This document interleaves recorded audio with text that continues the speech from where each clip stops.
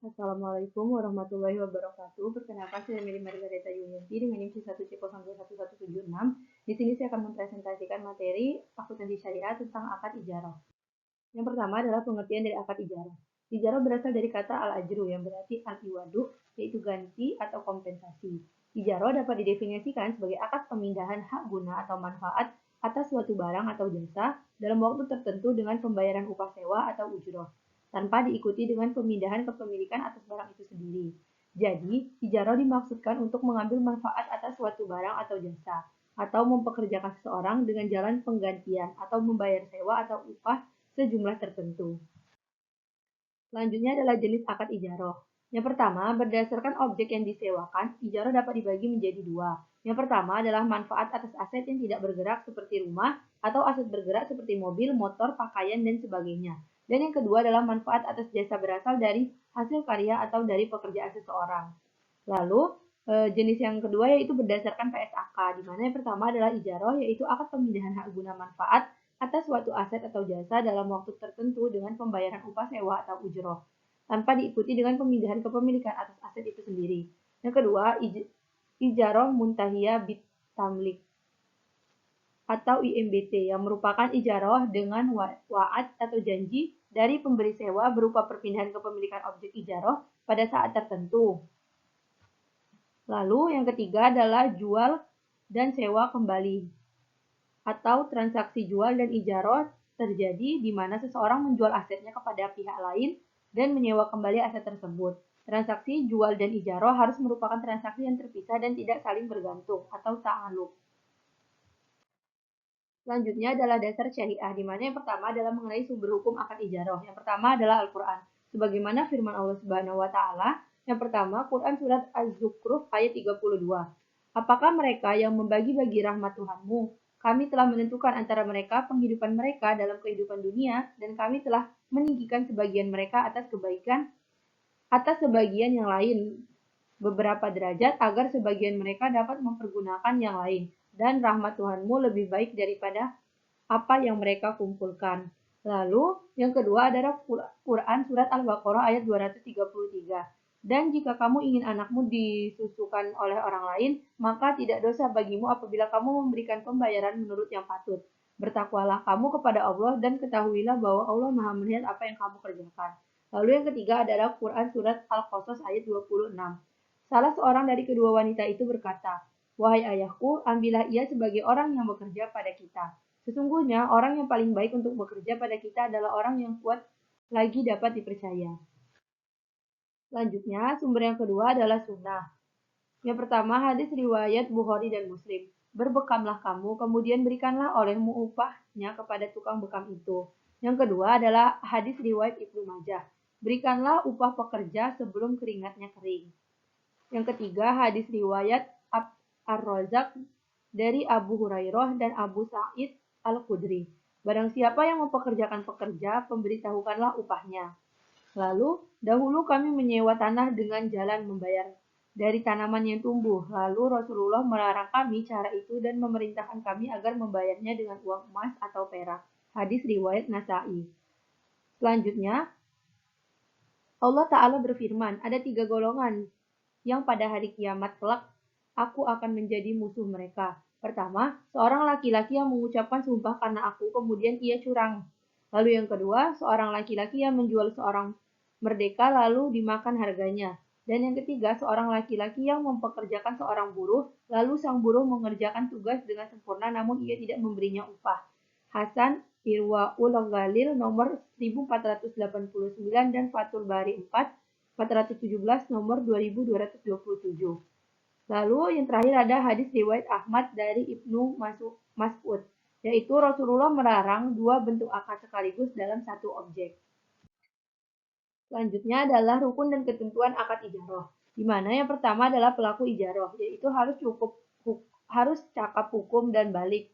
Yang kedua, objek akad ijarah, yaitu manfaat aset atau makjur dan pembayaran sewa atau manfaat atas jasa dan pembayaran upah. Lalu yang ketiga, ijab qabul, yang merupakan pernyataan dan ekspresi saling ridho atau rela di antara pihak-pihak pelaku akad yang dilakukan secara verbal, tertulis melalui korespondensi atau menggunakan cara-cara komunikasi modern. Selanjutnya terdapat ketentuan syariah objek akad ijaroh. Yang pertama adalah manfaat aset atau jasa. Yang pertama dapat dinilai dan dapat dilaksanakan dalam kontrak. Kedua, diperbolehkan secara syariah atau tidak diharamkan, maka ijarah atas objek sewa yang melanggar perintah Allah tidak sah. Dapat dialihkan secara syariah. Yang ketiga, harus dikenali secara spesifik sedemikian rupa untuk menghilangkan ketidaktahuan yang dapat menimbulkan sengketa. Misalnya kondisi fisik mobil yang disewa. Untuk mengetahui kejelasan manfaat dari suatu aset yang dapat dilakukan identifikasi fisik. Lalu yang keempat adalah jangka waktu penggunaan manfaat yang ditentukan dengan jelas. Lalu yang kedua adalah mengenai sewa dan upah, yaitu sesuatu yang dijanjikan dan dibayarkan penyewa atau pengguna jasa kepada pemberi sewa atau pemberi jasa sebagai pembayaran atas manfaat aset atau jasa yang telah digunakan. Yang pertama, harus jelas besarnya dan diketahui oleh pihak yang berakad. Yang kedua, boleh dibayarkan dalam bentuk jasa atau manfaat lain dari jenis yang serupa dengan objek akad. Dan yang ketiga, bersifat fleksibel, dalam arti dapat berbeda untuk ukuran waktu, tempat, dan jarak, dan lainnya yang berbeda. Begitu disepakati, maka harga sewa akan mengikat selama masa akad. Selanjutnya terdapat ketentuan syariah untuk ijarah muntahiyah bit tamlik. Yang pertama adalah pihak yang melakukan ijarah muntahiyah bit tamlik harus melaksanakan akad ijarah terlebih dahulu, di mana akad pemindahan kepemilikan baik dengan jual beli atau pemberian hanya dapat dilakukan setelah masa ijarah selesai. Dan yang kedua, janji pemindahan kepemilikan yang disepakati di awal akad ijarah adalah wa'ad, yang hukumnya tidak mengikat. Apabila janji ini ingin dilaksanakan, maka harus ada akad pemindahan kepemilikan yang dilakukan setelah masa ijarah selesai.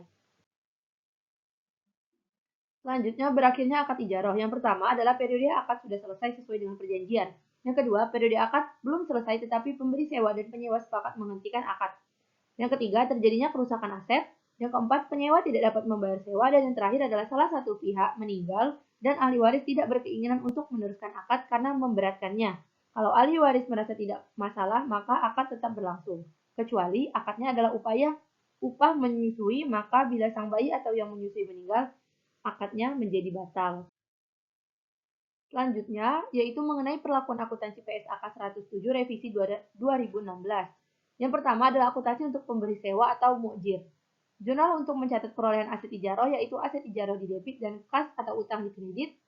Lalu jurnal untuk pencatatan penyusutan, biaya penyusutan di debit dan akumulasi penyusutan di kredit.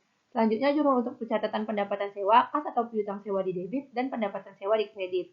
Biaya perbaikan objek ijarah adalah tanggungan pemilik, tetapi pengeluarannya dapat dilakukan oleh pemilik secara langsung atau dilakukan oleh penyewa atas persetujuan pemilik. Yang pertama, jika perbaikan rutin yang dilakukan oleh penyewa dengan persetujuan pemilik, maka diakui sebagai beban pemilik, sehingga jurnal yang dibuat adalah biaya perbaikan pada debit dan utang pada kredit. Lalu, jika perbaikan tidak rutin atas objek ijarah yang dilakukan oleh penyewa diakui pada saat terjadinya, maka akan dicatat penyewa. Lalu yang ketiga dalam ijarah muntahiyah bitamlik melalui penjualan secara bertahap, biaya perbaikan objek ijarah yang dimaksud dalam huruf A dan B tadi ditanggung pemilik maupun penyewa sebanding dengan bagian kepemilikan masing-masing atas objek ijarah, di mana jurnal yang dibuat yaitu biaya perbaikan pada debit dan kas atau utang ataupun perlengkapan itu di kredit. Selanjutnya, perpindahan kepemilikan objek ijarah dalam ijarah muntahiyah bitamlik dengan cara yang pertama, hibah. Maka jumlah tercatat objek ijarah diakui sebagai beban, sehingga jurnal yang dibuat beban ijarah dan akumulasi penyusutan pada debit dan aset ijarah pada kredit. Lalu yang kedua, penjualan sebelum berakhirnya masa sebesar sisa cicilan sewa atau jumlah yang disepakati, maka selisih antara harga jual dan jumlah tercatat objek ijarah diakui sebagai keuntungan atau kerugian, di mana kas dan akumulasi penyusutan di debit. Lalu jika nilai buku lebih besar dari harga jual, maka kerugian ditambah juga di debit.